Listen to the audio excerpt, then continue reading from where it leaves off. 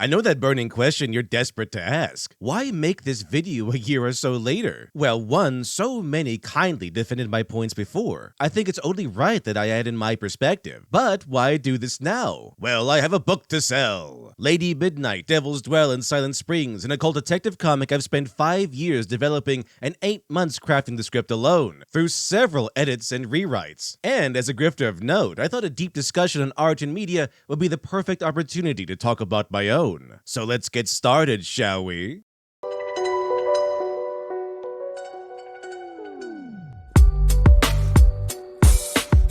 Good evening. Welcome to Hawthorne. I am Julian Slowik, and tonight it'll be our pleasure to feed you. Over the next few hours, you will ingest fat, salt, sugar, protein, bacteria, fungi, various plants and animals, and at times, entire ecosystems. But I have to beg of you one thing. It's just one. Do not eat, taste, savor, relish. Consider every morsel that you place inside your mouth. Be mindful. Do not eat. Our menu is too precious for that. The menu is a dark satire on elitism and the arts. The great Julian Slowik is a genius chef and celebrated artist, once a man absolutely dedicated to his craft, now caught in the paradox of his own glory. He's now reached a point where his art has grown beyond ordinary people and become the exclusive experience of the rich, the influential, and the smug. A once happy novice pleasing the masses with his passion for the culinary arts, now a jaded master who'd sacrificed everything, cultivating his knowledge, now created solely for the pretentious elite, who themselves care more for the experience of Slowik's presentation than the substance. Carver. Whatever, at least we can say we've been here, right? My dad used to say that you buy the experience. The theme over the simple technicalities. In short, he's stuck performing for people who'll devour his art and then forget. Please tell me one dish you ate the last time you were here. It wasn't cod, you donkey. What does it matter? It matters to the halibut, Mrs. Leebrand, and to the artist whose work turns to shit inside your gut.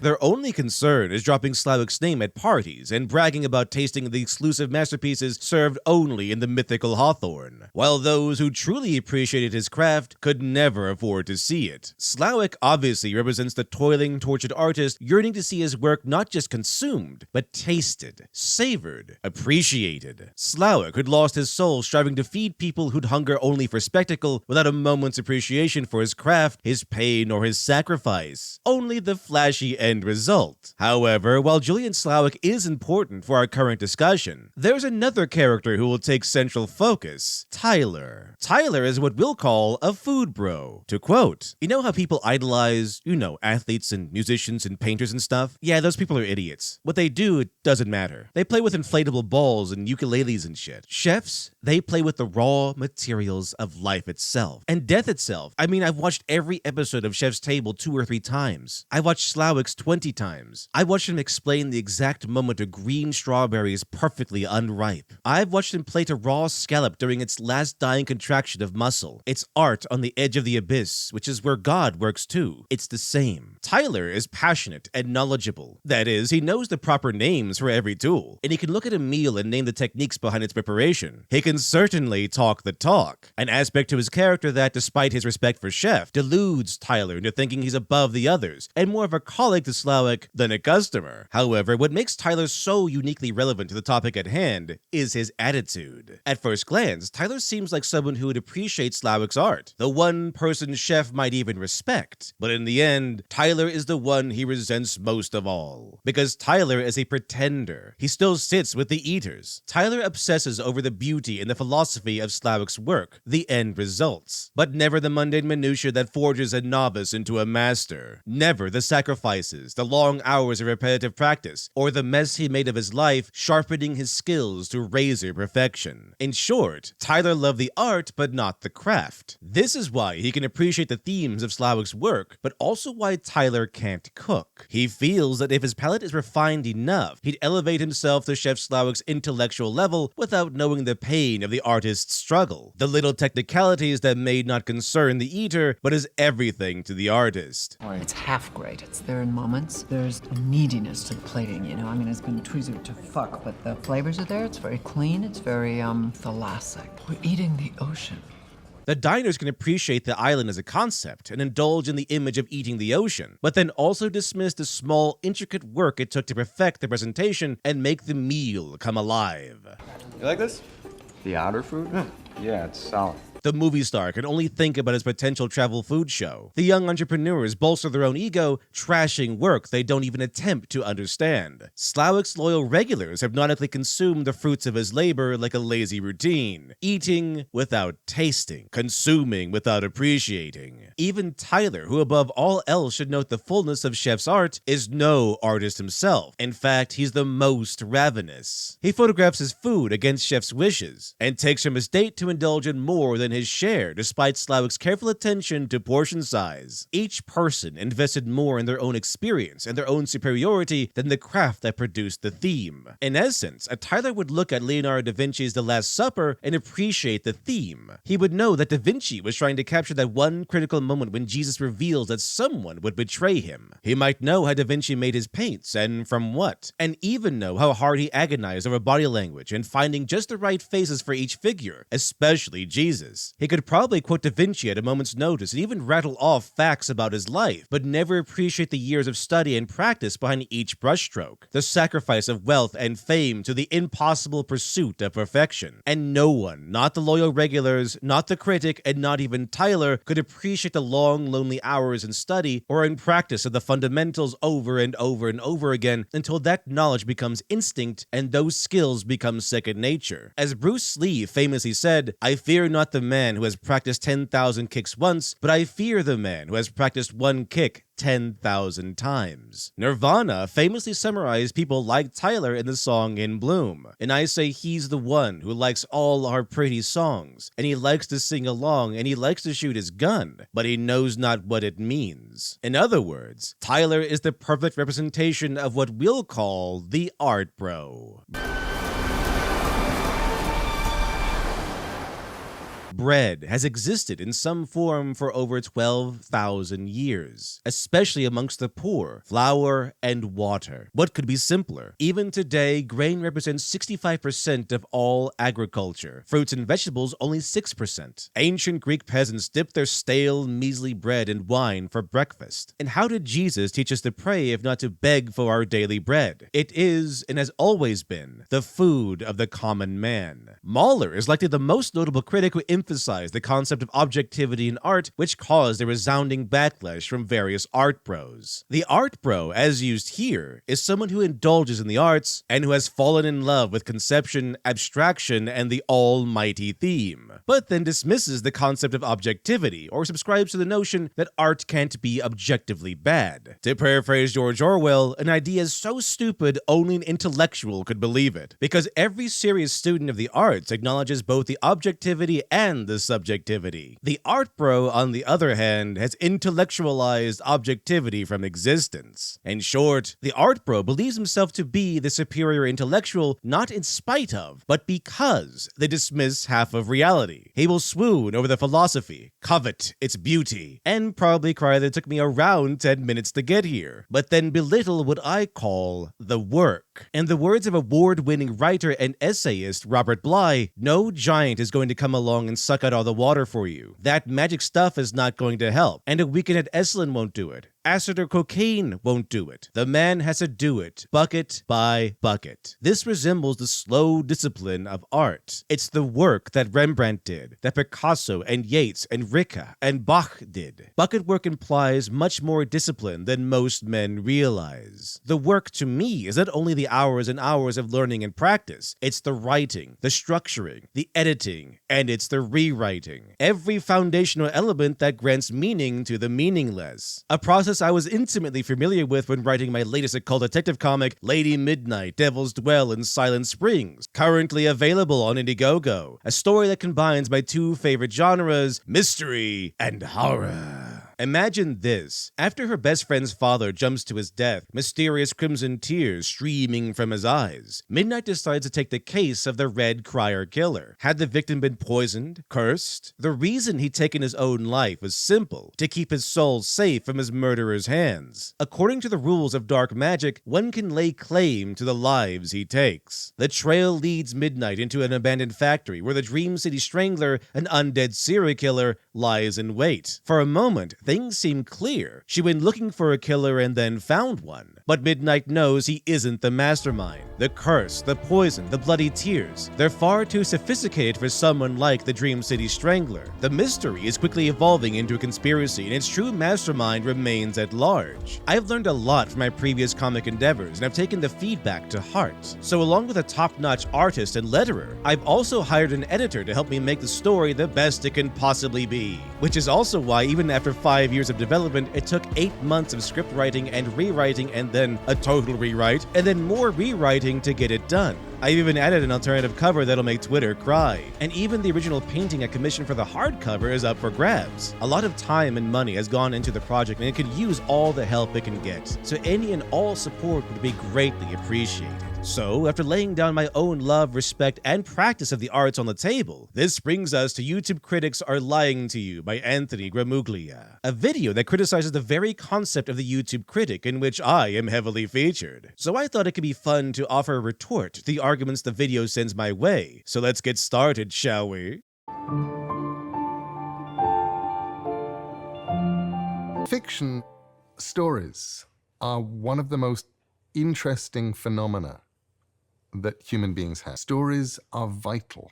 Stories are important. Stories are part of us, and we convey truth with stories. In the novel Coraline, Neil Gaiman prefaced his book with a quote from G.K. Chesterton: "Fairy tales are more than true, not because they tell us that dragons exist, but because they tell us that dragons can be beaten." A quote I've attributed to Gaiman in the past, specifically because this was not a quote from Chesterton, but a paraphrase of his work. Fairy tales, then, are not responsible for producing in children fear, or any shapes of fear. Fairy tales do not give the child the idea of evil or the ugly. That is in the child already, because it is in the world already. Fairy tales do not give the child the first idea of bogey. What fairy tales give the child is his first clear idea of the possible defeat of the bogey. The baby has known the dragon intimately ever since he had an imagination. What the fairy tale provides for him is a St. George to kill the dragon. The intellectual masturbation art bros yearn for so often goes against our most primal knowledge. There's a reason why Star Wars fans reacted so negatively to The Last Jedi's absolute destruction of heroes and traditional nobility. Why we, for example, have such an instinctive and negative reaction to a Mary Sue. Because we dive into stories searching for truth, and the Mary Sue is a character that doesn't make sense within the logic of her universe. A lie. Honesty is not only an element true artists acknowledge as essential, but exposing universal truth through story is the main and most primal purpose of stories. Which brings us here. Bad media criticism is a term that's thrown around a lot. Dishonest storytelling uses narrative elements in far more petty and biased ways. Taking one's limited perspective and writing it as the entire truth is dishonest. First of all, this was intended to be a judgment on writing, not a judgment on media criticism. Here's this segment with a little more context. Notable author, fellow longtime social justice activist, and writer for both Captain America and Black Panther, Ta-Nehisi Coates once said, "When you're writing any sort of fiction, you should be telling the truth as you see it. And I don't know how you do that without commenting on the broader society. You should be telling the truth as you see it rather than the truth. See, the truth as you see it isn't the truth at all. It's merely your perspective and not the full story. The truth as you see it was the concept I'd been commenting on, because it isn't the truth. The truth as you see it is just another way of saying your perspective. Of course, your perspective has been warped into your truth to give it authority it doesn't possess. Ultimately, my critique was against activist writers who dismiss honesty to create stories that heavily favor their side, presenting their biased view as the objective truth, and in such a way that disagreeing would be crazy because you'd be disagreeing with the truth and the good guys. So the iconic American superhero changed from warrior of justice to left-wing activist, and the stories began heavily reflecting left-wing viewpoints. Like here, when Nature Girl went on a murderous mindless rampage over the environment, which the book justified by having the island of Krakoa forgive her. Or like when Ta-Nehisi Coates, the one I'm commenting on in the video, infamously wrote the Nazi Red Skull to a mirror of Jordan Peterson. I could see why Ta-Nehisi Coates is hailed as an intellectual. It takes a pretty high IQ to go, there's this guy I don't like, so I'm gonna make him a Nazi. There's nothing wrong with showing your perspective, but honest storytelling dictates showing the positives and the negatives of both sides, especially if your story's purpose is exploring the conflict between these ideas. To again quote Neil Gaiman, all fiction has to be as honest as you can make it. You have to make it as honest as you can because that's what people respond to. Any success I have achieved because I'm an honest writer of fiction, because my people are real people, because you care about them. And at this point, my emphasis on honest storytelling isn't necessarily a dig at Anthony's points, just yet. But it is a major issue that will remain relevant as we go along. And that brings us to Anthony's definition of bad media criticism. Bad media criticism isn't simply just disagreeing with someone. It's not saying something you don't agree with. It's when the criticism itself seems to fundamentally misinterpret the piece of media being discussed, even when it's supposedly going through a scene frame by frame by frame. The stated crux of this video and the baseline element as to why we're all liars. I would say simple disagreement is not only allowed, it's also fun. It's the very heart of literary discourse, which I support. The days when media discussion was fun and you didn't get called a Nazi because you didn't like Star Wars, or racist because you thought Black Panther was boring. So moving past disagreement to focus on misrepresentation or even intentional and malicious reinterpretation as the basis of bad media criticism is a sentiment I can actually agree with. Peach! Yeah. Princess Peach! Yeah. Give it her pants! Yeah. But Shad's right. She is, in fact, wearing pants. Now, dishonesty might be me leaving it at that, unironically calling Anthony an idiot and moving on simply because that's how it looks, and it makes my side look better. Because all Ant does is show Shad stating that the Mario movie had Peach wear pants. Even if the video is called They Made Mario an Idiot and Peach is a girl boss, there's technically no judgment being stated in what we hear. The clip cuts Shad off before we get one. We'd have to already know that the anti-woke position is to promote femininity in female characters, which means more dresses and fewer power suits. In the boring realm, women do women things like wear dress and crying.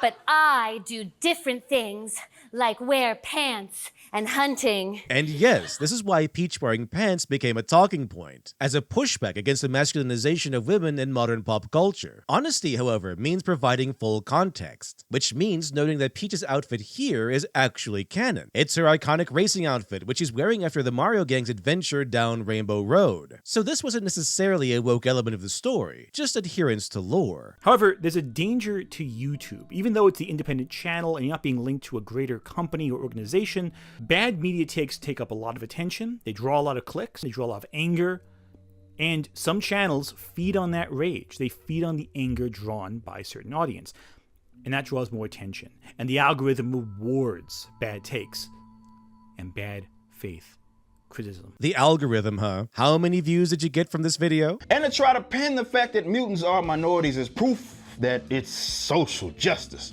It's both intellectually lazy and dishonest. Eric July is correct here. This is a myth floated around by activists. The X-Men, as presented by Stan Lee, aside from all the speech and speculation, was about power. That is, being born gifted and choosing what to do with those gifts, which is the universal truth we can take away. We might not have mutant powers, but we have talents, abilities, or skills that are valuable. And just as the X-Men use their powers for good, we must make that same choice. Because, as with anything, there are good guys and bad guys. The whole Martin Luther King Jr. versus Malcolm X aspect seems profound until you realize that this is simply good guy versus bad guy. Classic superhero conflict. Just like how Reed Richards is a selfless genius who opposes the selfish genius of Dr. Doom, or Xavier, the benevolent leader of mutants, versus Magneto, the malicious leader of mutants. How do I know? Because this structure is perfectly in line with Stan Lee's writing ethic and his push for universal truths. While activists will say Marvel has always pushed social justice, writing the truth truth as they see it, as we've seen, this is a lie. Because the truth is, Stan Lee's Marvel stayed true to a philosophy of universal truths. Most notably, do unto others as you would have them do unto you. To quote, I don't like to preach. I hate people to preach to me and I don't like to preach to other people. But at the same time, I feel there are kind of universal truths that nobody could quibble with. Like, to me, the most important mantra in the world is do unto others as you would have them do unto you. I don't see how anybody could take issue with that, and I try to follow that. And I think if everybody followed it, the world would be paradise. Rather than social justice, which is ultimately about equity, i.e. privilege and leniency for categories of people marginalized in the past. Stan Lee wasn't known for fetishizing victimhood. He's known for extolling the ethic, with great power comes great responsibility. The X-Men were otherwise ordinary people born with great power. There's stories about how ordinary people handle having great power. And Magneto shows us that not everyone uses that power responsibly. Even Claremont didn't write for social justice. He wrote, as most good writers do, about the human condition. It was a harsh yet honest look into evil. Claremont's inspiration was not the civil rights movement, but rather the conditions that allowed the Holocaust, which he wove into the story. But don't take my word for it. Here's me quoting Claremont in that same X-Men video. Claremont said, when asked about that very issue in a 2011 interview, it was too close. It had only been a few years since the assassinations. In a way, it seemed like that would be too raw. My resonance to Magneto and Xavier was born more out of the Holocaust. It was coming face to face with evil. And how do you respond to it? In Magneto's case, it was violence begets violence. In Xavier's, it was the constant attempt to find a better way. As we got distance from the 60s, the Malcolm X, Martin Luther King, Mandela resonance came into things. It just fit. Honest storytelling. Which brings us here. Chinua Achebe's famous criticisms of Heart of Darkness rewrote academic textbooks for decades and led to the creation of Achebe's counterpart to Hearts of Darkness, Things Fall Apart. But one thing both of these criticisms have in common, they address the themes and ideas of the work. When referencing specifics, it's in order to bolster the argument that the themes are fundamentally wrong. Remember when I said that a good writer values honesty, and how honest storytelling will remain a relevant topic in this video? Well, this next section is a big reason. Let's start by quoting the excerpt from Achebe's piece, since the video doesn't bother to. Heart of Darkness projects the image of Africa as the other world, the antithesis of Europe, and therefore of civilization. A place where man's vaunted intelligence and refinement are finally mocked by triumphant bestiality. The book opens on the River Thames, tranquil, resting peacefully at the decline of day after ages of good service done to the race that peopled its banks. But the actual story will take place on the River Congo, the very antithesis of the Thames. The River Congo is quite decidedly not a river emeritus. It has rendered no service and enjoys old age pension. We are told that going up that river was like traveling back to the earliest beginnings of the world. I'm actually surprised that Anthony showed this as a positive example of critique, because towards the end, Achebe says this. In my original conception of this essay, I had thought to conclude it nicely, on an appropriately positive note in which I would suggest, from my privileged position in African and Western cultures, some advantages the West might derive from Africa, once it's rid its mind of old prejudices,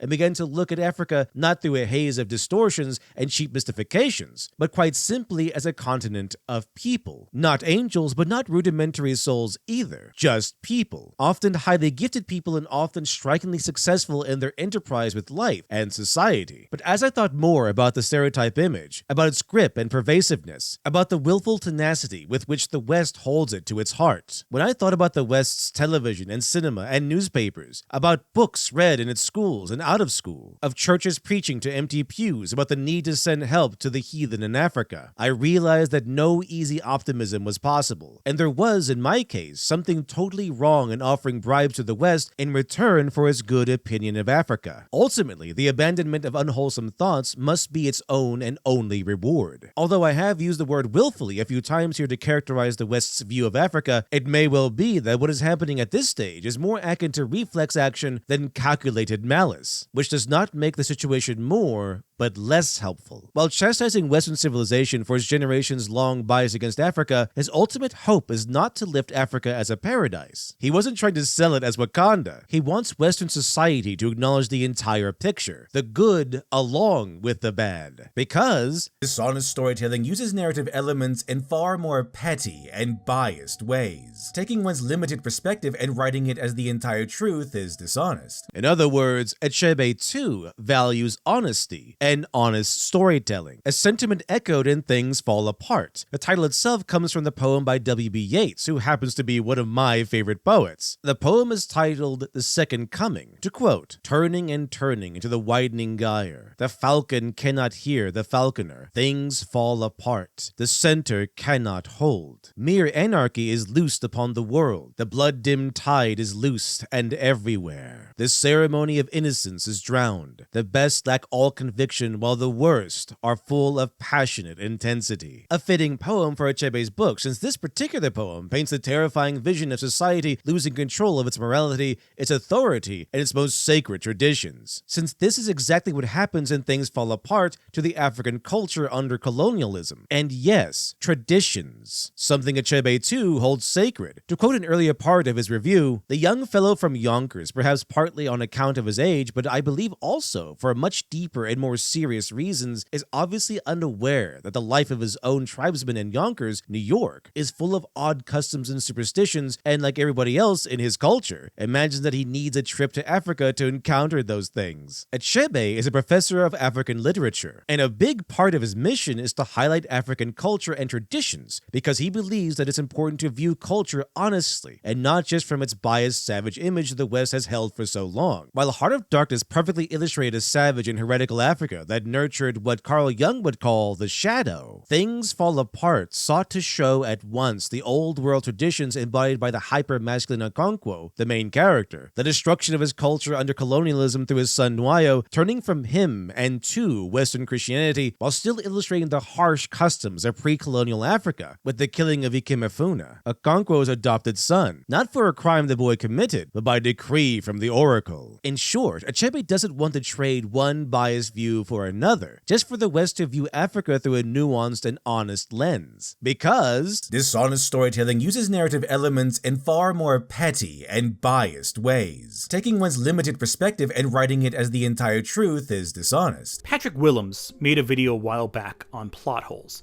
that garnered a lot of negativity at the time, mainly from people who argued that holes in logic and plot were essential to criticize. You had to focus on them, and to an extent that makes sense, right? The plot is the story, right? No one seems to actually know what a plot hole is. And all those plot holes people complain about, they don't actually matter. Plot holes. First off, a plot hole is an inconsistency in the plot, something that defies the established rules and logic of the world. It's not that difficult, actually. These critics seem to believe that by understanding the technical flow of a plot, that you'll understand all the components of storytelling. I disagree.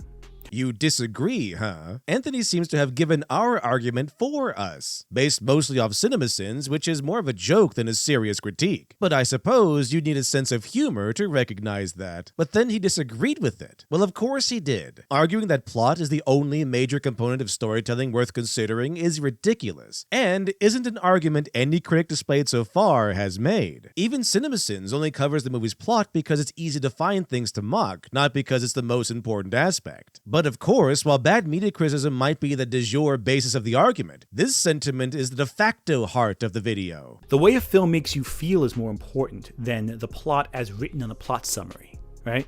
There are more components to a film and its story than just the plot. That is the written events as they occur.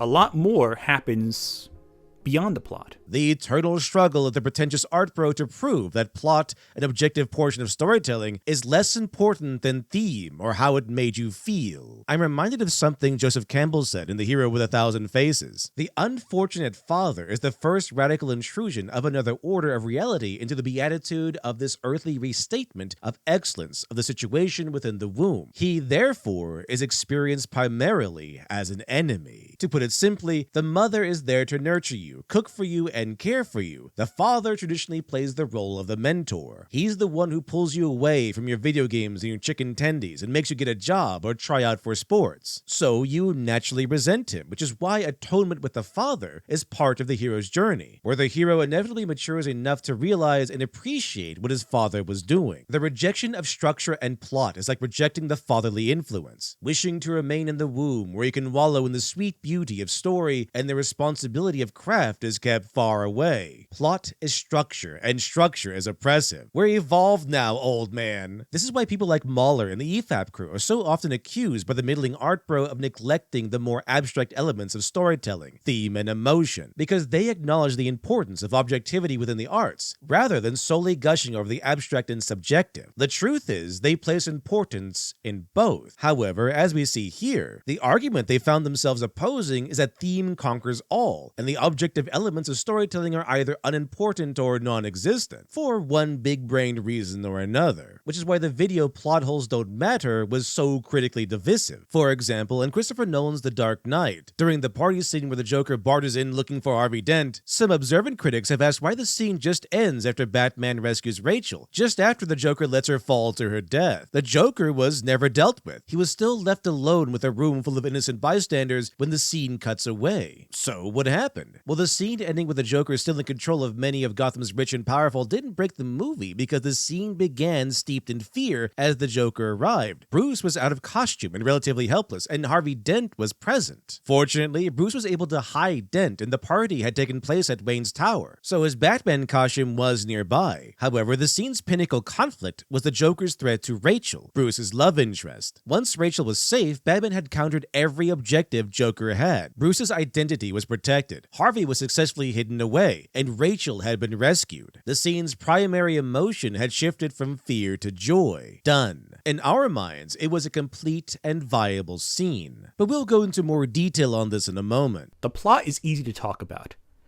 You don't need to study cinematography to get it.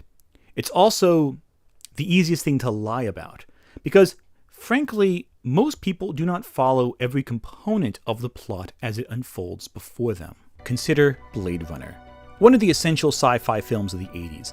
The film is, on paper, about a police officer, Deckard, a Blade Runner, hunting down rogue androids. On paper, this sounds unremarkable, cliché almost. So much of this story is told, however, through subtle means outside of the main plot. So unremarkable and cliche, and much of the story is told outside the main plot. The video acts as if it's dropping a bomb of knowledge about something many already know, as if it's the Prometheus to our simple caveman brains. The theme and the emotional takeaway are only delivered properly by a well-structured plot. To say otherwise is to admit your inadequacy as a critic and or a writer. So the assertion is that we at once preach plot above all, yet at the same time, our dull caveman brains don't know what a plot actually is. A blanket plot summary would overlook these key details of the film. That's why there's more to a film than its plot. In fact, studios realized that audiences might not pick up on any of this. Any of the story, all this stuff beyond the plot, they wouldn't pick up on. That's why they forced Ridley Scott to make Harrison Ford spell out the subtext to audiences in one of the most widely criticized elements of the theatrical cut of Blade Runner. Harrison Ford's bored, exhausted narration, where he just tells you what's happening in front of you. Are we just going to gloss over the fact that the voiceover exists precisely because how important the character and plot are to the story? Because if we don't understand these aspects of the story, the emotional highs, lows, and eventual catharsis won't be there. For the sake of argument, let me give you a behind-the-scenes look and read you the very first page of my latest comic, Lady Midnight Devils Dwell in Silent Springs. Night. A towering Orb City skyscraper cuts through the gloom, its glass reflecting the neon haze below. Gargoyles sit heavy on the ledges, watching, waiting. Among them, a man in a double-breasted suit stands on the ledge, blood weeping from his eyes like crimson tears. He sways, a figure teetering between oblivion and salvation. His hands, covered in blackened, exploded ink, clench the railing. Specks of ink spatter his face and suit. This is Charles Blackwell, the current head and patriarch of the prestigious Blackwell family. He's an older-looking man, black hair and a touch of gray at his temples. There's no fear in his eyes, only stern determination. He knows what's coming. That's why he's chosen to leap before it takes him. The skyscraper he's on is the official office of the Blackwell Conservatory. Second panel, a stark white line cuts across the panel, following the implied trajectory of his fall. But instead of hitting the pavement, it fades into a grand chandelier, reframing the scene inside an opulent dining hall. This is the Rhineswan family, political elites and longtime Blackwell allies. They sit slumped in their chairs, faces twisted in agony, blood streaming from their eyes. The youngest, a child no older than 10, lies motionless, a half-finished plate of food beside them. Melted candles sit as the table's grotesque centerpiece, their wicks burned down into nothing. The following has been redacted for spoilers because, yes, one of the answers is here in the second panel of the first page. Beneath their fine clothing, a jagged discoloration spreads from their hearts, unseen. For now. Panel 3. Present day. Midnight, stepping into a puddle of water collected in the dark alley at the bad end of town. We see her face reflected in the grimy pool. She's following a trail of revenant blood, tainted blood that glows with dark magic, a glow only Midnight's cursed eyes can see. Even from page 1, I wanted to make sure the most important seeds of the plot had been planted. Murder, vengeful undead spirits, and every major clue the detective and the observant reader needs to start solving the mystery, especially after I explain how the magic and the mysticism function so the reader too can follow the logic. These elements form the plot's foundation, so we can earn an emotional and even thematic payoff later. But these elements need to be introduced early for the plot to function correctly. But here is where Anthony's credibility truly begins to show cracks in its armor. Here's an example of a plot hole in Blade Runner. During Batty's final speech to Deckard, he mentions going to Orion, which is a star system deep in space. Way longer than the 4 years lifespan could ever allow you to travel. Attack ships on fire off the shoulder of Orion. Now, some might argue that's a technical plot hole. I argue it doesn't matter, because the focus on that scene is to show that Batty has seen things, and all these moments will be lost in time, like tears in rain. So the example of a plot hole in Blade Runner is, Batty only lives 4 years, but he's been to Orion. It'll take way too long to get there, therefore, plot hole. However, this actually is not a plot hole, because nowhere in the film does it explicitly state the limitations of space travel. Had the story spelled out the specifics of space travel, we might have a problem, but it doesn't. In fact, in the original novel, Do Androids Dream of Electric Sheep, Earth is nearly deserted. Most people had already left to the colonies beyond the stars. Deckard is only there because he's been stationed on Earth, just in case androids escape from Mars. Circumstances that drive Deckard's wife crazy, since she's been trapped living in Earth's toxic landscape and left alone all day in an empty apartment in an emptier apartment building. And yes, Deckard actually has a wife. Roy Batty has a wife too, named Ermengarde Batty. But Blade Runner axes the wives for some reason and pairs Roy up with Pris Stratton instead, a tragic character who held a very powerful significance in the book. The movie, however, decided to axe all that too and turn her into Harley Quinn. The point is, Batty having seen Orion isn't a plot hole, because we've never been given a baseline for space travel technology, so it can be assumed that their society is on a level where it's possible to reach Orion and return in under 4 years. Therefore, it's actually not a plot hole. Regardless, the argument here is that the potential plot hole doesn't matter, because the scene is all about how Batty's unique experiences will be lost, like tears in the rain. Of course, it's very easy to point out a plot hole that doesn't matter when it's not actually a plot hole. And that's compelling. The emotion is compelling. The technical details, who cares? I can't believe we just said that. By the way, did you know that emotion too is calculable? It's all factored into the plot. That is to say, the emotion is only made possible by strong understanding of good narrative structure. The objective part of writing, those icky technical details. Saving the cat, for example, is when the hero does something noble, so we know he's the hero. Likewise, kicking the dog is when the villain does something despicable, so we know that he's the villain. And just stop. But that isn't all. Writers often consider the 4 major human emotions: happiness, fear, sadness, and anger. Ideally, a scene attains viability when it starts at one and shifts to the other, just like in the Batman scene I mentioned earlier. And incidentally, this is why some scenes work, or at least are deemed acceptable, despite the objective flaw of a plot hole. Anthony's assertion is a privileged view, the privileged view of the audience. And that seems to be where the perspective of the video lies. As mentioned before, a Tyler. In this case, it's someone who can rattle off terminology and even identify the parts of a story better than your average viewer can, but is unable to comprehend the role of the writer. Just as Tyler obsessed with the culinary arts, yet can't actually cook or ever invested the effort to learn, the art bro can obsess over a story's beauty, its meaning, and theme, yet have very little understanding, something even Joseph Campbell takes note of. And so while husbands are worshipping at their boyhood shrines, being lawyers, merchants, or masterminds their parents wanted them to be, their wives, even after 14 years of marriage and 2 fine children produced and raised, are still on the search for love, which can come to them only from the centaurs, Selenes, satyrs, and other concupiscent incubi. In other words, even when someone has achieved all the trappings of success, as the man, for example, becomes a lawyer or a successful CEO, he can still remain rooted in childhood, having never mentally matured. This often happens when the person never undergoes a severe psychological severance from that childhood, a rite of passage. So a childish urge to remain indulgent in the pleasurable side of things remains, while never appreciating or valuing the unpleasant side. Julian Slowik likely felt loneliness toiling away over a hot stove to learn his craft, and pain having sacrificed so much for his art, lamenting the mess he made of his life. There is no way to avoid the mess you make of your life, of your body, of your sanity, by giving everything you have to pleasing people you will never know.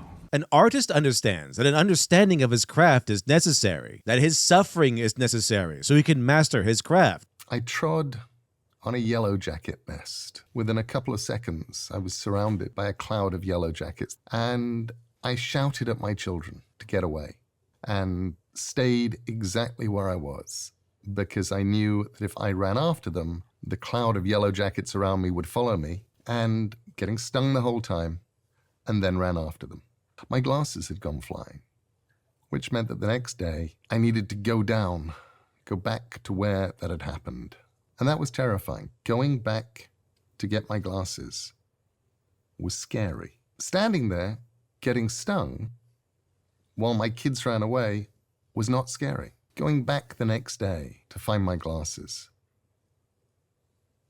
that was brave. And that moment just sat there. And it sat there for me, informing everything that I felt like I wanted to write Coraline for. And breathe both meaning and beauty into his art. A viewer can easily dismiss plot, structure, and other essential building blocks of story. They're free to eat the icing, toss the cake, and go home satisfied. But any writer worthy of the craft knows a craftsman has no such privilege. In the menu, Julian Slowik serves his guests delicious oils and emulsions without bread. The bread is bland, generic, and pedestrian. Far too pedestrian for his esteemed guests. So he decides not to include it. But without the bread, the meal isn't complete. But then, his elite guests yearn for that bland, plain structure to return. The oils and emulsions, while delicious, are nearly worthless without the bread to support it. Rejecting the importance of the plot and the technical details is like Slowik's guests looking down on bread.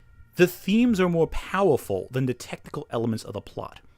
But if you approached every film like a CinemaSins ticker, then you'd say, oh, plot hole, this movie's bad. Like, who cares? Doesn't matter. Doesn't affect your enjoyment. I mean, it's next level badassery. The way he weaves in historical allegories. I mean, the game is trying to guess what the overarching theme of the entire meal is going to be. You won't know until the end. Praise be to the almighty theme. Yes, ye commit heresy against the big brain. Can plot holes ruin a movie? It depends on the plot hole and who it happens to. A good example is that moment in Emperor's New Groove when Yzma and Kronk make it to the lab before Cusco and Pacha, despite falling into a pit. Is this a plot hole? Yes. Especially because it greatly alters, well, the plot. However, the reason why it's played for laughs is because the plot hole help the villains. See, a writer can often use coincidence and contrivance to help the villains because it raises the stakes and makes the story more interesting. The heroes benefiting from the same deal lowers the stakes and dampens the drama. And when the story just implausibly hands the hero an answer to an otherwise difficult or impossible situation, this is referred to as a deus ex machina. Keep this in mind too. It'll come in handy.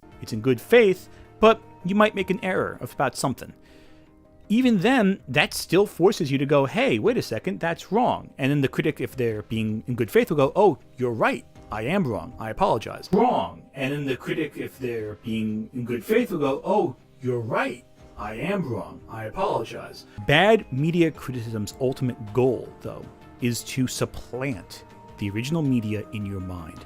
And the way they do that is by sometimes just making shit up. Characters as powerful as Dream, or as supposedly perfect as Superman, are well liked and aren't usually considered Mary Sues, is because the plot doesn't treat them as such. If a fresh-faced farm boy who's never even seen a sword suddenly picks one up, and without any kind of outside divine or supernatural aid, defeats a war veteran of 15 years in single combat, you likely just witnessed a Mary Sue moment. So I'm being accused of just making things up. My argument here being that Dream of Sandman and Superman could be seen as Mary Sues, but aren't, because the plot doesn't treat them that way. In short, a Mary Sue is character plus plot privilege. So my more generic example of a Mary Sue is that of an inexperienced farm boy defeating a veteran in battle without any kind of outside divine or supernatural aid. Because if he does, then this is likely a Mary Sue moment. To which the video says, change veteran to moon-sized space station and pick up sword to make an impossible shot without a targeting computer. And, yes, the giant space station Luke Skywalker blew up with supernatural aid. Remember when the ghost of Obi-Wan Kenobi told Luke to reject modernity and embrace traditional Force powers to help him make the shot? Use the Force, Luke.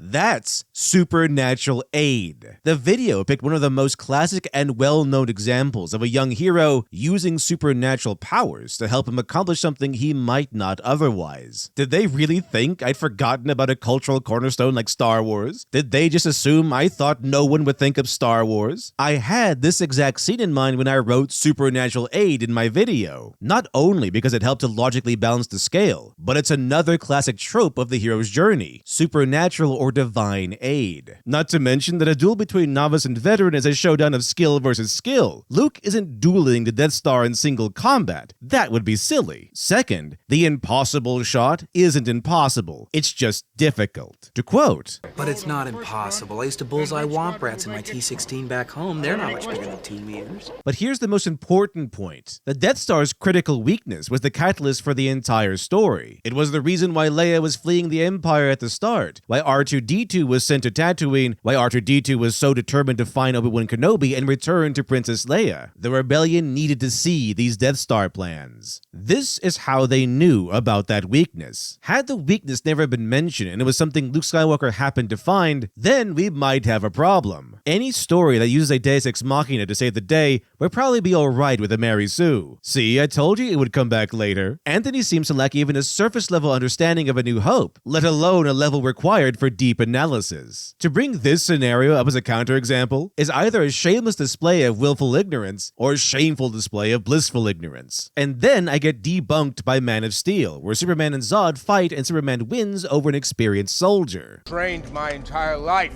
to master my senses. Where did you train? On a farm?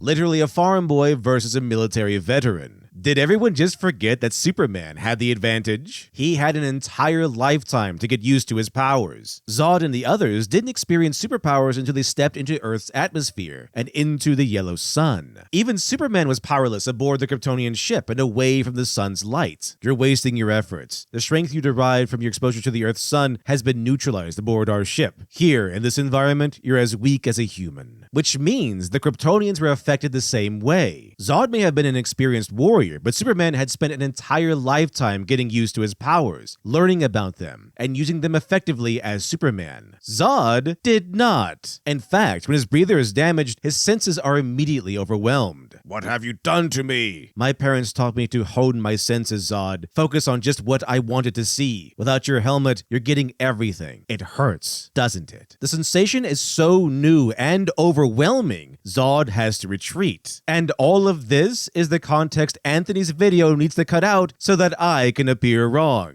So when we get to Trained my entire life to master my senses. Where did you train? On a farm? It's actually proof of Superman's legitimate advantage. In the final battle between Zod and Superman, the superpowers are not just a major element, but a deciding factor. Zod might be a veteran soldier with a lifetime of training and discipline with his natural senses, but practically none with his superpowers overwhelming his heightened senses. So when Zod shouts his infamous line, he's doing so from frustration. He too is wondering why a farm boy is beating him in combat. Zod's inexperience with his heightened physical prowess and heightened senses were too much of a disadvantage. In essence, Zod was the inexperienced farm boy, while Clark had been the experienced veteran. In fact, Zod's discipline and training are probably why he was able to still push Superman to the point of murder to save an innocent. And none of this is mere conjecture. As we've seen, every single point is overtly shown and explained in the film. Zod and Superman had the same powers, only Superman has had a lifetime's worth of experience controlling them, a matter of decades versus a few hours. Superman was challenged on both a physical and ethical scale. Despite decades more experience with his powers, he barely won the physical confrontation, and after being pushed into murdering Zod, he ultimately failed on an ethical one. So, where's the part I made up? The only way this debunking of my points works is if you didn't watch the movie. So either no one involved in this video watched Man of Steel, or this entire section was maliciously argued in bad faith. In other words, a lie. Wrong. And then the critic, if they're being in good faith, will go, "Oh, you're right. I am wrong. I apologize." So it's fairly ironic when he tosses this line at us. They'll either misrepresent scenes, omit key details to make their point land better, or in some cases, lie. I have to agree. As we've seen in the video's cartoonishly inept attempt to debunk my points, bad media critics certainly do misrepresent scenes, omit key details, and outright lie to make their points land better. The algorithm on YouTube, and honestly the internet at large, rewards engagement. The longer you stay on something, the better it is. The more you click on it, the better it is. What keeps someone engaged? New reasons to be emotionally invested. Welcome to Writing 101. Either to be angry or to be frustrated or justified in your own predetermined beliefs before coming to the page. You mean rage bait? Like YouTube critics are lying to you? What are some examples of bad media criticism? Let's start with the Mary Sue criticism. Buckle up, because this is where Anthony's hilarious house of cards catastrophically crumbles. Every female character is stamped with this moniker, from Captain Marvel to Rey Skywalker. Well, first of all, it's Rey Palpatine, because only a Palpatine could have desecrated Star Wars this badly. And second, you name two of the most clear-cut Mary Sues in modern cinema. This would be like me saying, every male character gets labeled an action hero, from John Rambo to John McClane. Luke Skywalker stands as a good character, and why Rey stands as a lifeless, blatant Mary Sue. I don't know, maybe. I mean, what's a Mary Sue anyway? The origins of the term date back to the Star Trek fandom, as a parody of the self-insert characters who are just good at everything they do, and everyone loves them, and they're just fantastic, they can do no wrong, and they're just better than everyone else. Making fun of pure wish fulfillment. Funny story. The Mary Sue actually came from an editor. You know, a person whose job it is to make sure your story is well structured and actually viable in the open marketplace of ideas. Remember when I said that no writer or critic worth listening to would ever dismiss the technical stuff and place full value in themes alone? Well, the same goes for editors. In fact, Gordon Lish is one of my personal favorites, where modern stories like Disney's Star Wars are bloated messes filled with unnecessary scenes, and events barely held together by flimsy strings of dialogue. A legendary rock star editor like Gordon Lish believed in ruthlessly lean stories where every word progressed the narrative, a philosophy that resulted in an intriguing conflict with the writer Raymond Carver. So conflicting, in fact, that Carver's stories were quite literally different works by the time Lish finished his edits. While we're at it, let's have a little fun with this, since we're talking about the hero-hating, failure-worshipping, and arrogantly subversive Disney Star Wars. I'm going to give you two summary presentations of the same story. The original written by Carver, and then the story after Lish finished his edits. And then feel free to let me know in the comments below which version the Last Jedi-loving, themes-worshipping art bro would pick, before you hear the answer, of course. The story, A Small Good Thing, starts with a mother ordering a birthday cake for her son, Scotty, from a local baker. Unfortunately, Scotty is hit by a car on his way to school and is left comatose. The mother and her husband spend days speaking with doctors and making trips to the hospital, all while the blissfully unaware baker is calling to confirm the details of the cake, an order long forgotten by the mother, to the point she thinks it's a cruel prank meant to mock her grief. Things take a turn when her son suddenly dies, and when the baker calls again, the mother is so full of rage that she drives down to the bakery to confront the baker. The baker, having heard the news, is remorseful and offers the couple fresh bread and coffee. He connects by telling them the loneliness of his job. The baker asks for forgiveness, and the three share in a redemption and human connection outside horrific tragedy. What would have been a cold, clinical transaction between customer and proprietor has now become a genuine interaction between people. The most powerful line, which, of course, led to the story's title, is this: I hope you'll eat some of my hot rolls. You have to eat and keep going. Eating is a small, good thing in a time like this. Now, keep this in mind.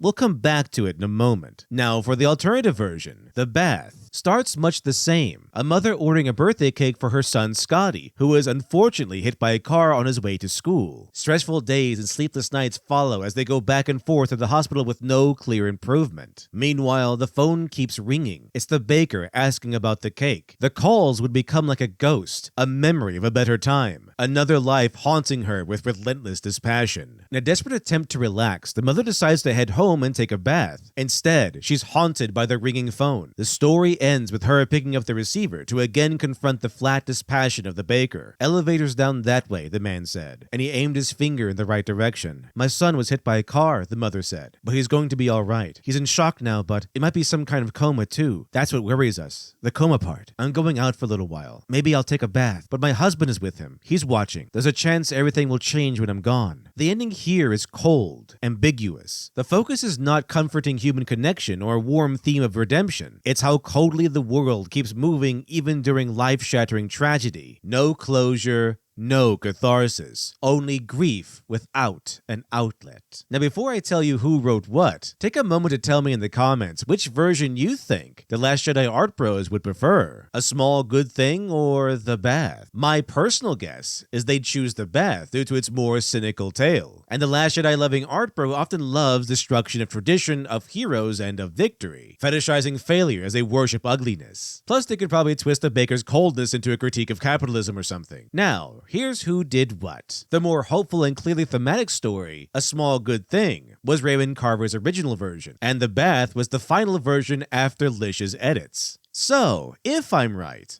the art bro might just favor the editor, who not only ruthlessly adheres to a strong, cohesive story, but also actively cuts away Carver's intended themes. But here's the kicker. That line from A Small Good Thing. I hope you'll eat some of my hot rolls. You have to eat to keep going. Eating is a small good thing in a time like this. Even if I'd been wrong about which version the Last Jedi loving art bro would choose, I chose these two creators for a specific reason. Not only to compare, but to highlight Carver's writing. What A Small Good Thing does is perfectly highlight Raymond Carver's favorite motif, that the small and mundane have always held magnificent power. That even the small act of sharing a meal, as mundane as bread, can keep us going long after we've given up. A theme in direct opposition to Anthony's declaration. So, why go over all of this? To give you insight into the mindset of real creators, who both gain real influence and fame before we get back to the origins of the Mary Sue. You see, like Lish, Paula Smith was an editor. She worked for The Menagerie, a Star Trek fanfiction magazine. And one day, she was flooded with so many terrible stories written by very bored housewives that she mocked them with a story called titled The Trekkie's Tale, starring Lieutenant Mary Sue. In short, Paula Smith was an editor who knew about the craft and technicalities, and therefore recognized the archetype of a Mary Sue and mocked it so hilariously that this vapid character type was eventually named a Mary Sue. As notable author and professor of creative writing Brandon Sanderson said, "Why do I call it a try-fail cycle?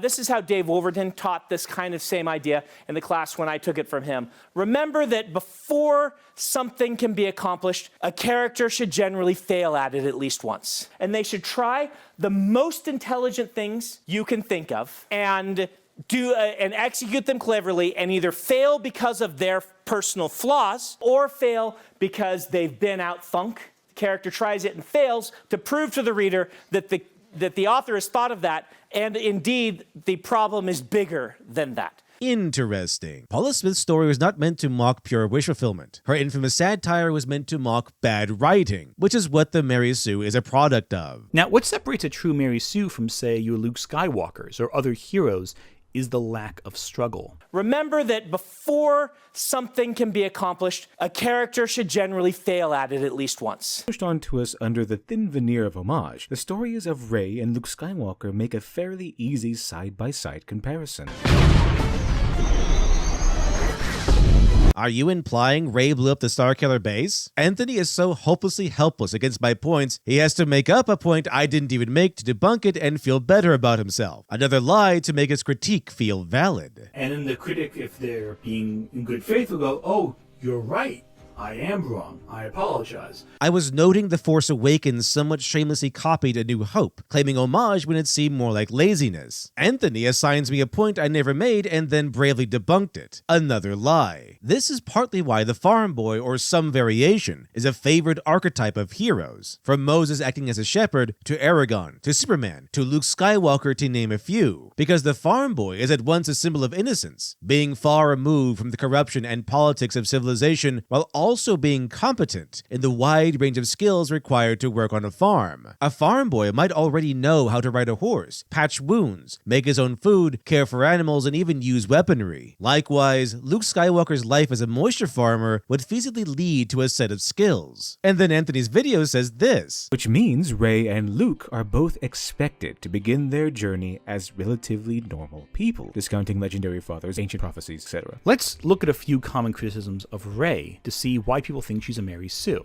Luke Skywalker is introduced with a particular set of skills such as general knowledge on droids, how to drive, and how to use weaponry. Now, how does he know these things? Believe it or not, the movie doesn't need to tell us directly. It is a movie after all. It can show us things, and we, as the audience, can make logical connections. So Luke knowing how to use a weapon owned by Jedis, and knowing how to fly a ship in space despite never being off-world, justified? I'm beginning to wonder if Anthony actually watches movies, or does he just get his information from YouTube videos talking about these movies? Luke doesn't know how to use a lightsaber. He's literally taught by Obi-Wan Kenobi on screen, and even then, this is his level of mastery. Inigo Montoya, he definitely isn't. And knowing how to fly in space? Literally, the defining conflict between Luke and his uncle Owen is Luke wanting to leave the farm early to become a professional pilot. Something that was such common practice, all of his friends had already gone to that same academy. Even then, the most actual piloting he does is to head towards a moon-sized space station and fly in a straight line. Compare this to Rey's first outing. They are not the same. So one big criticism of Rey is that she seems to be good at everything. She never loses a fight, she knows the Millennium Falcon better than Han does, can do the Force without training. So let's break a couple of these down. First, a Mary Sue is not only about competency, it's about a lack of justification, which is why I talked about mentors and Luke's background as a farm boy. And being a Mary Sue isn't about never losing a fight, it's about the lack of consequences and accountability. But we'll get there. The easiest scene to discuss is the scene where Rey fixes the Falcon's hyperdrive. Rey fixing the Millennium Falcon better than Han Solo, its former owner. The usual defense for this is that Rey is a scavenger and lives alone, and can therefore fix things like a trained mechanic, but we don't know this for sure. Most bad faith criticisms ignore the fact that she was aware of the modifications made to the Falcon, since Han had it. Except that isn't ignored. It's just made irrelevant by the exact scene Anthony shows us. Some moof milker put a compressor on the ignition line. Uncle plucked it. I thought it was a mistake too, but it's too much stress on the hyperdrive. Stress on the hyperdrive, they say together, noting that they at least have the same level of knowledge. Cut to me mentioning how the movie had a great opportunity for a setup, but then bypassed that too, along with the compressor. To which Anthony repeats Han Solo complaining about the compressor. Like with so many things, Anthony's knowledge of narrative structure is at best basic, and even then with a shallow understanding of that knowledge. So, it seems, we need to go over the most basic fundamentals of storytelling, which I'll leave Professor Sanderson to explain. Brandon's plotting method is about promises, it is about progress, and it is about payoff. I like to try to view stories as a sequence of promises, progress along that promise, and payoff, of which progress is actually the most important of the three for the bulk of the amount of writing you do, but promise is where things go wrong the most often.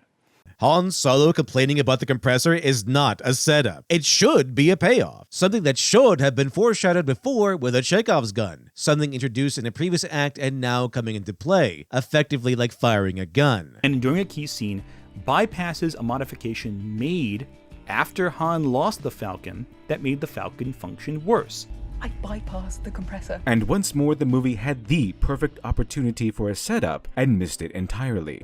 Some moof milker put a compressor on the ignition line. But we don't know this for sure. That's all information she's seen firsthand, so naturally she knows this. No, she doesn't. First of all, this being justified by dialogue alone was flimsy, like driving on a spare tire. But even then, when would she see this? She's a scrapper. When does she have the opportunity to look at other ships? What does Anthony actually think I meant when I said they had a perfect opportunity for a setup? It seems like he really needs me to be anti-woman rather than anti-Mary Sue. But rather than explain this all again, I think it'll be best if I let Sitch and Adam handle it. Yeah, YouTube critics are lying to you. Well, no, this guy's lying to you. Because it's apparently all he can do is just lie again and again and again. How do you know Anthony's lying, Sitch? Oh, or he's just an idiot. That's true. Or he's just literally retarded, which is also possible. I don't know. Incorrect. The answer is his camera is on. Oh, that's how you know he's lying. That's true. This is Anthony gave you his big brain, super intelligent critique, right? So let's compare that with the Literature Devil's statement here, because I thought it was pretty interesting. He goes through this. Into her core wound, her character core. The core wound is a pain that motivates the character into action, usually so they can heal or avoid the pain. For example, Bruce Wayne's core wound is the murder of his parents. That pain motivated him to become Batman so that no other child would have to endure what he went through. Or, to keep this Star Wars centric, Anakin's core wound was his mother's loss. He became so afraid of losing someone else he cared about that he sided with evil in the hopes of finding the power that would prevent his wife from dying. So how does making Rey's need for family into her core wound change anything? Well, as mentioned before, the core wound is a driving pain that the character wants to heal or escape from. Just like how most people probably wouldn't sit around after being caught on fire. So our new version of Rey still wants to see her parents, but now their absence has left behind a pain Rey desperately wants to escape from. The pain of abandonment. This pain motivates our Rey to actively seek her parents out, rather than lazily waiting around for a story to happen, while the original version of Rey simply chose to stay on Jakku while apparently having the skill to leave and access to ships. To quote Rey, "I've flown some ships, but I've never left the planet." Our version of Rey only stays on Jakku because she lacks the means to leave. So our Rey scavenges to both earn the means to survive and gather enough supplies to build/pay for her own ship. By the by, this would also organically motivate Rey to study piloting and brush up on ship mechanics. And when Rey sits outside with her helmet on looking up at the sky, this isn't hinting at some minor dream she refuses to follow. Rather, it becomes a moment of determination. Rey imagining the day she finishes building her ship to finally begin the search for her parents. Give more narrative weight to Rey's introduction other than scene after scene of, look how lonely she is. But the core wound doesn't just giveth, it also taketh away. While the pain drives Rey to seek out her parents, it has also left behind damage. Damage in the form of a flaw. Despite Despite Rey having spent most of her life on Jakku, we never see a single person who we could call her friend. Why is that? In the original, it's just because Rey needs to be lonely, probably because Disney was salivating over the whole reject family, embrace comrades theme. But in our version, Rey feels the pain of abandonment. Being left and forgotten by those she trusted most shattered her faith in people. Our Rey believes it's better to live alone than place trust in someone else who would likely break that trust. After all, if her parents, the people who are supposed to care for her most in the entire galaxy, abandoned her so easily, why go through the effort of trusting anyone else? And her distrustful nature sows animosity between her and the other residents of Jakku. Most people actively dislike Rey, and her distrustful perspective becomes a character flaw. With a lack of a social life, Rey devotes most of her time to developing skills like piloting and mechanics. Movie-wise, you would see her working on a ship, collecting ship parts, or gathering money. And this would explain why Rey takes such a quick personal liking to BB-8. She may dislike people, but understands the loyalty of machines. A common occurrence with people who don't like people. They tend to choose companions whose devotion is more reliable. Leon had his plant, John Wick had his dog, even the legendary Grinch had Max. This would also make Rey's Okay.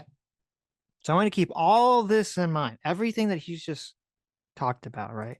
All this stuff, all this character, interesting character, plot, changes and everything, right? Yeah, lots of deep stuff here. Right. It's great. Using traditional narrative structure, I reforge Rey from Mary Sue to a viable character by giving her a core wound, a deep scar that motivates her character into action. So why I mention this here? Because her new goal of trying to earn money to seek her parents and her motivation to learn about flying and ship mechanics could have her moonlighting as, wait for it, a ship mechanic. This would allow the movie to organically introduce the Falcon's compressor early on. Rey could even be the one who reluctantly installs it in Act 1. Her good nature could have pushed her to create a safe bypass for the compressor so the potential new owners wouldn't be stuck with it, organically explaining why she was able to easily bypass the compressor. Her good deed being rewarded. A small save the cat moment. So the Mary Sue is objectively something that I have covered in great depth, even in the video Anthony pulls clips from. But how does he characterize my points? These are issues that are harder to discuss than simply going, there's a plot hole. Rey A Mary Sue. These are complex questions with complex answers, and you're not going to get those from someone who just wants to complain about Rey winning every fight that she partakes in. Stunning. I know. What a dishonest fucking asshole. Jesus. Yet another argument I haven't made. I have no doubt Anthony wishes I'd made this argument, but I don't. Even the carefully edited clips from my video don't show this argument being made, and wishing something doesn't make it so, unless you're Baki Hanma. I hate floundering protagonists. Yeah. It's a giant weakness to have your main character just Sit around. lollygagging. Yeah, Yes. exactly. Get Yeah. going. If Anthony doesn't agree with Literature Devil's fixes or whatever, you can just make that argument, explain it. Of course. Don't just be like, he just complained about Rey winning all the fights because he's a dum-dum. What I'm doing is so much harder. I mean, I guess it is hard to... I agree with Anthony. Anthony, it is very difficult, and I'm actually impressed that you're able to somehow simultaneously have the flexibility to shove your head up your own ass and then film yourself talking. Like, that is very difficult. But this brings us to the next point. Rey is introduced with unexplained expert fighting skills, technical skills, and magical expert level piloting skills despite only dabbling. Still no sign of a mentor, and she uses all these skills to save the day. As for fighting, well, Rey grew up on a desert world where scavengers fight for scraps. We even see her fighting in the background of a scene, demonstrating her lived experience. It's just, I don't know what to say. If you live in a desert, you'll automatically gain the skills to work with a staff, I guess. Before she demonstrates it in a fight. First of all, growing up on a desert planet automatically means you have super combat skills. Even if that's true, it doesn't explain why she wins. I mean, shouldn't her opponents have similar skill level? They're on the desert planet too, after all. There's still no clear reason why Rey should win here, unless she's a Mary Sue. Or, wait for it, had a good mentor. Something to give her an advantage. But second, let's see how this logic worked for Luke, who also grew up on a harsh desert planet. Of course, the retort to this would be that Rey lives alone, so she had to learn self-defense. This makes sense, but no one can ever explain how other than she's just awesome. See, this is why we're tackling this point now, after I've already explained setup and payoff, so now I can explain stakes, consequences, and risks characters face in the story. Low stakes means it won't really affect the narrative. High stakes means it'll heavily impact the progression of the narrative. Low stakes is for, as Anthony put it, demonstration purposes, for setting up the character, his skills, and his abilities. High stakes, on the other hand, should typically be handled with established skills. So Rey beating up 3 thugs to save BB-8 and greatly alter the trajectory of the story is not a setup, it's a payoff. The potential setup might be seeing her train under a mentor's guidance. Seeing her swing a stick around is meaningless unless we know where those moves came from. Otherwise, we're left asking, why is a scrapper so much better than hired muscle who also live on Jakku? Let's take a look at Aragon. The titular character begins the story by going off on an early morning hunt, establishing tracking and archery skills. Aragon then has a sparring match with his cousin, another regular occurrence. Shall we have another lesson today? Before the end of Act 1, we know Aragon's personality, his skill set, his mentors,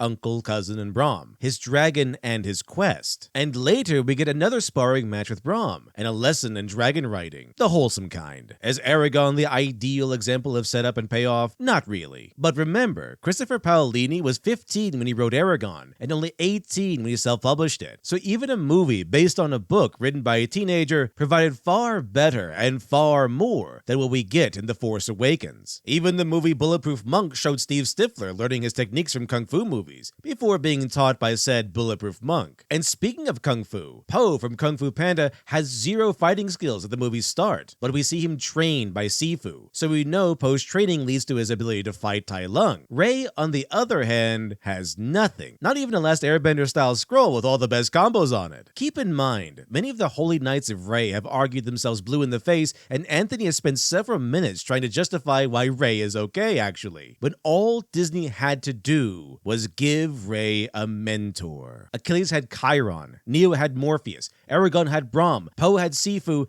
Luke, of course, had Obi-Wan Kenobi and Yoda. So this isn't a demand only women are expected to meet. And even then, Mulan had Shang, and Rumi from K-pop Demon Hunters had Celine. So essentially, Anthony is just offering a bunch of excuses trying to justify an unjustified skill set, when again, all the writers needed to do was return to tradition. As I've said in the past, one great way to fix many of Rey's issues is to have her adopted by an ex-Jedi. That would explain everything from her piloting skills to combat to her familiarity with the Force. But no! These art bros must endlessly defend Milady. Ideology over logic as always. In short, the reason why Rey fighting 3 thugs is so narratively offensive is because this is Rey's first real fight, and there are stakes involved. If Rey loses, BB-8 gets taken, and when a challenge matters to the main narrative, the hero must solve it with their established skills. If they simply manifest skills, like Rey manifests the ability to fight 3 hired enforcers, we get Mary Sues and Deus Ex Machinas, which is the exact reaction we got with Rey. Surprise, surprise. You need to introduce your plot, the actual plot of the book, straight off. What you often want to do is introduce some smaller conflict that then introduces some of the same ideas. But a great example is Indiana Jones and the Raiders of the Lost Ark. The cold open where you join someone in the middle of their previous adventure, which is going to be a small microcosm for the big adventure. You know, you meet Indy. He's this mysterious character. He's cool. He's got a whip. Who has a whip?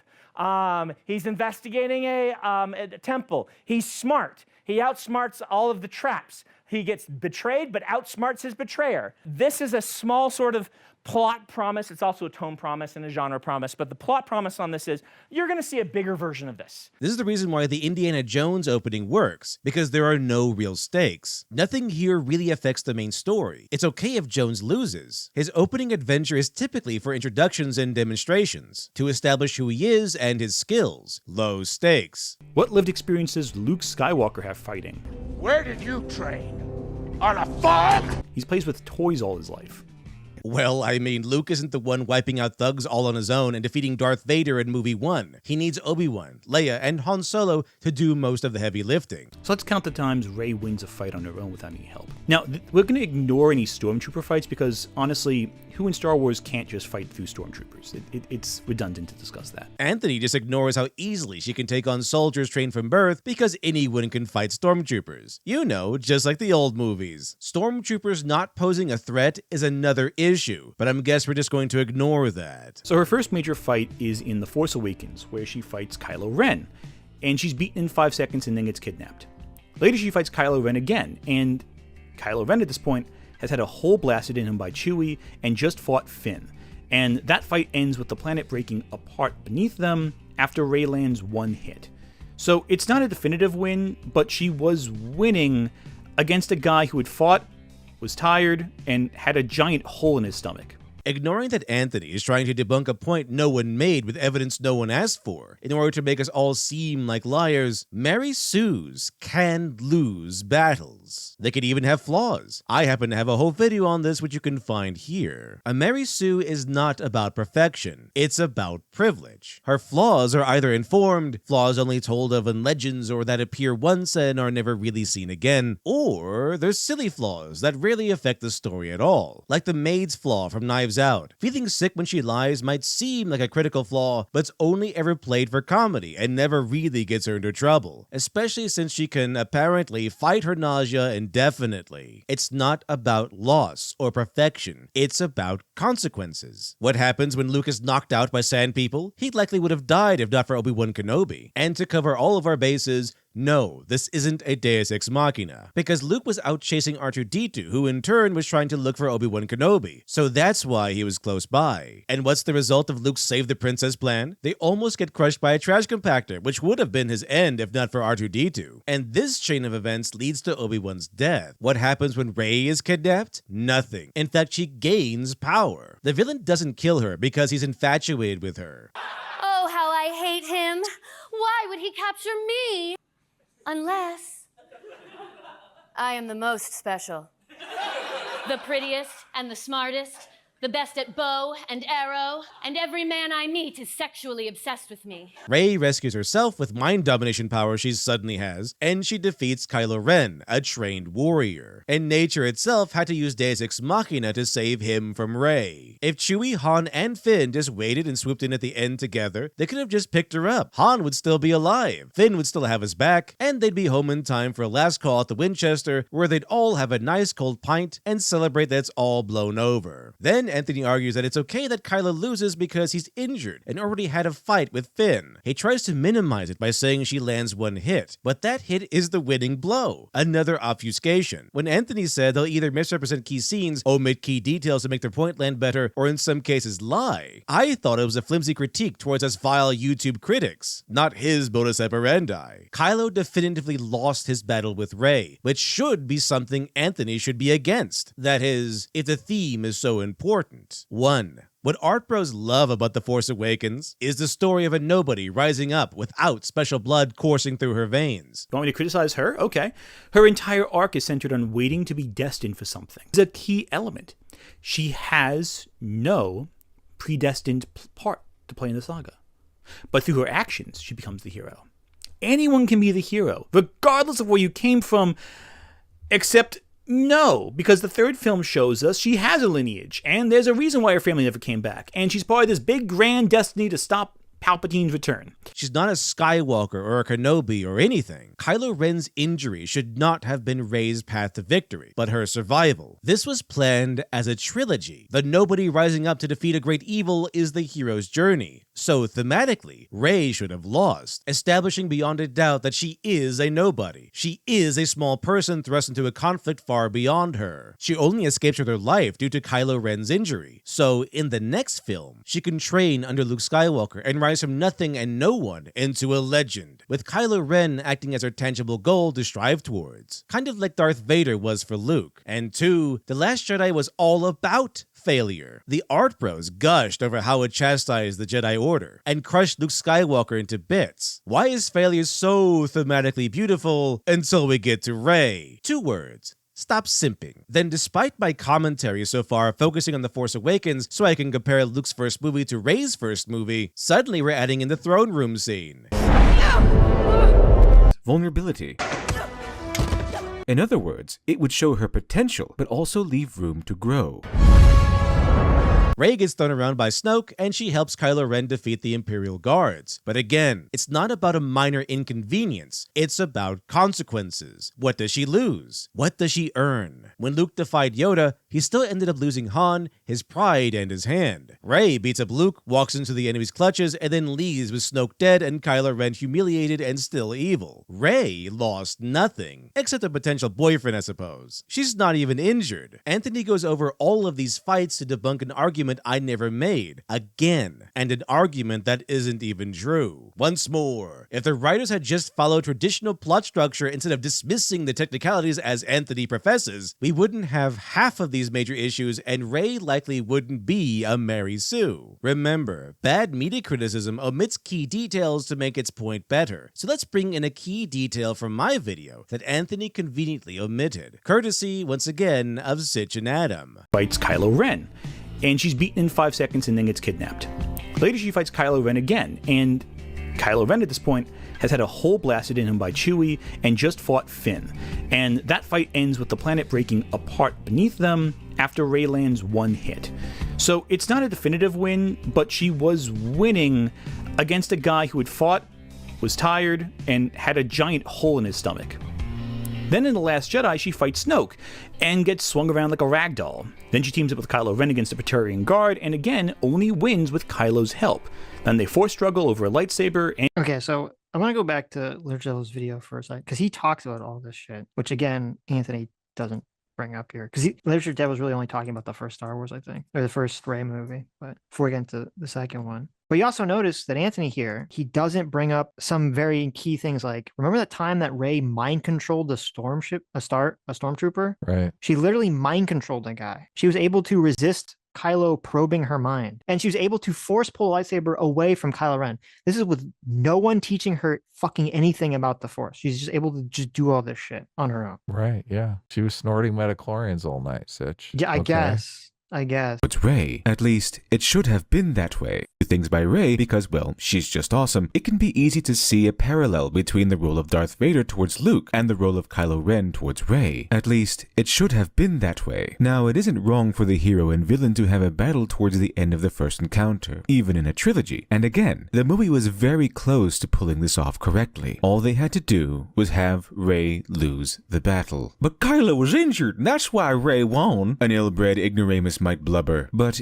oh my god. Look, he's gonna talk about the thing that Anthony was blubbering about. Well, and he says, look, they almost got it right, which yes, Anthony would never admit that Literature Devil said that. I know. Even if you put aside that Kylo was also injured during his fight with a soldier possessing decades of training and still won, narratively speaking, Kylo still should have dominated in his bout with Rey. As I mentioned before, isn't it interesting that like Mr. Plot doesn't matter? What matters is like themes and messages and all these other things. You know, he somehow like that all slipped his mind when he's talking about, you know, whether Kylo should have defeated Rey or not. It's almost like him being shot. Like, well, who cares? From a non-plot based thematic perspective, you shouldn't set up a scene that Kylo is going to lose to Rey, obviously. Yeah, look, you're trying to create a powerful antagonist. Yes. You know, Darth Vader's obviously a powerful antagonist, and they plan that way from the get-go in the original Star Wars. You're like, this guy cannot be beat. Why would you want Kylo to be a weak antagonist? Right, exactly. Vader's powers. His Literature Devil's criticism is right on the money. It'd be 10 times better if Rey actually lost. Yes. Yeah. Set the goal for Luke and the audience. We get to see the end goal in the shape of Vader's ominous figure, and this notion is amplified when Luke actually does face Vader in The Empire Strikes Back. And after spending a number of days training with the legendary Yoda, Vader still easily dominated. It showed us that despite Luke's growth, he still had a long way to go. With Rey and Kylo, the setup begins. It also sets up way more conflict because you're like, this is a guy that kicked my ass before. If you go into that fight going, oh, I kicked this guy's ass once before, before. This should be easy. Yeah. You're totally undercutting the conflict in your own fucking movie. Why didn't Anthony actually address any of this actual, argument? Remember, this is the first movie in Rey's trilogy. Her first tender steps into her own hero's journey. Her loss would have raised the stakes. Show us that Rey, like Luke when he first began, still has quite the journey yet to travel before she reaches her full potential. Because hey, he talked about stakes. Oh my God, shit. look. I thought he only talked about plot. Jesus. Oh no. if she was still so easily defeated by Kylo while he was in such a diminished state, how could she possibly hope to win when next they met? It would prompt a personal and relatable drive for her to seek Luke Skywalker, other than it's what the script told her to do. A true motivation to start training other than, well, it's just something you do in Star Wars. And the movie actually supports this idea. It's almost as if they had the competent writer do the script and Rian Johnson snuck in his fan fiction when the real writer went off on coffee break. And you can literally see the moment when this happens because Kylo does dominate to begin with. Then the good writer goes off for coffee, Rey becomes a Mary Sue again, and defeats Kylo pretty easily. Now I know why I like this video. Because it's very good. Yeah. It's so true. It's so true. It'd be 10 times better. Honest criticism requires honest thought. I'm still waiting for Anthony's honesty to begin. A big thing with a lot of these bad movie critics appears to be honesty. To which I'm showed making a list he doesn't even try to debunk, which, oddly enough, is his most honest response so far. Oh, and the tangents. These guys love to go on tangents that have nothing to do with their core thesis, never connects to their ideas, and ultimately don't even make sense on their own when you circle back and go, okay, what did you actually say, and how does that connect with your core ideas? Anthony's just playing my video on X-Men, talking about X-Men, which I wouldn't really count as a tangent. He probably doesn't like it because it goes against his beliefs, I suppose. The reason for this is that they ramble a lot, and they say tons of buzzwords. They'll make you think that somehow what they said is more sophisticated than it actually was. And they never speak plainly, because if they spoke plainly about their ideas, you would realize how superficial their ideas are. He doesn't even try to address my video, just dismisses an hour-long breakdown as a tangent because it's not entirely about X-Men, but an exploration into its history and its meaning. Ironically, he dismisses the theme because the tiny technicalities were not to his liking, and he doesn't even list the buzzwords I used. While I do use a few, it's to note what I'm actually talking about. But my X-Men video is not an hour of buzzwords. It's an hour of argumentation, reference, and evidence. But Anthony, it seems, needs to frame it as pointless rambling to build the fiction of his credibility. Absolute dishonesty. The other common tactic from grifters? The past is perfect. There is a big difference between older Stan Lee Marvel and new corporate-approved Marvel sanitized for a modern audience. More dishonesty, because I never say that the past is perfect. But mostly, the clip he shows is this. This, again, is from my X-Men video. And again, the main point here is not to worship the past to bash the present. It's comparing Stan Lee's methods of storytelling and exploration of universal truth to the propagandist writing of modern-day mainstream writers. That Stan Lee gave us X-Men who chose good versus Magneto who chose evil, while the mainstream gave us a Nature Girl story where the murder of normal people is good because normal people harm turtles. I go over this comparison extensively, and how does Anthony frame it? As me simply saying the past is perfect. Well, I've watched all these Literature Devil videos, and they are great. So why can't he just counter the argument that Literature Devil is making? Why's he got to do it so dishonestly? Because YouTube critics are lying to you, Adam. Well, no, I think Anthony's one of the biggest liars of them all. In the end, Anthony can't logically answer anything he takes issue with, not without bad faith argumentation, because he's Tyler, an art bro who can talk the talk, but can't walk the walk. This seems to be why so much context needed to be cut away, and why the clips are oh so carefully edited, and so much of my evidence had to be ignored. But I believe that's where my part in the video essentially comes to an end, although I won't conclude my coverage without mentioning the scummiest moment in Anthony's entire video, because I think it summarizes what kind of bad faith critic Anthony actually is. A lot of you are probably wanting me to go into the personal accusations against Lily, but if we looked into the accusations made about half the grifters we've discussed so far, we'd be here all day. Anthony goes into a critique about Lily Orchard, who he first defends by bringing up someone else's dirty laundry, all so he could justify sidestepping Orchard's own horrific accusations. Then he brings up 2 cases of legal trouble, one about John Delarose, who only appeared once in the video covering Fandom Pulse, and then Nick Rekieta, who doesn't appear in the video at all. These cases range from domestic abuse, child neglect, and criminal drug possession. These 2 are barely touched on, yet Anthony insinuates that a good half of us have committed or at least been accused of crimes on a similar level. But here's the thing. The main critic he showcased and slapped onto his thumbnail right next to Lily Orchard is me, which in my opinion is a pretty harsh reaction to me not liking little Star Wars movies. And yet we're the immature man babies? Overall, the video seems to be created from anger and emotion rather than logic. And any artist or critic worthy of the title would see this, not as a cutting commentary, but the devastating destruction of an art bro's credibility. All of my commercial